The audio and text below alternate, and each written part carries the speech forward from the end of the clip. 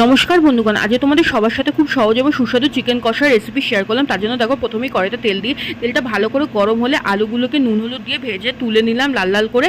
তারপর ওই তেলে আগে থেকে ধুয়ে পরিষ্কার করে রাখা চিকেনগুলিকে দিয়ে ভালো করে 3-4 মিনিট ধরে ভেজে তুলে নিয়ে তাতে কিছু মশলা মাখালাম। তার মধ্যে দিলাম টক দই, নুন, হলুদ, কাশ্মীরি লঙ্কা গুঁড়ো, জিরে গুঁড়ো, ধনে গুঁড়ো, গরম মশলা গুঁড়ো, কাঁচা লঙ্কা দিয়ে মাখিয়ে রাখলাম। ততক্ষণে ওই তেলটাকে ভালো করে গরম করে তার মধ্যে গোটা গরম মশলা, তারপর পেঁয়াজ কুচি দিয়ে ভালো করে লাল লাল করে ভেজে নিলাম। তার মধ্যে আদা রসুন বাটা দিয়ে কিছুক্ষণ কষিয়ে নিয়ে টমেটো কুচি ও কালারের জন্য আবারও তেলের উপর কাশ্মীরি লঙ্কার গুঁড়ো দিয়ে কিছুক্ষণ কষিয়ে তার মধ্যে ওই চিকেনগুলো আর আলুগুলোকে দিয়ে আবার কিছুক্ষণ কষিয়ে নিতে হবে।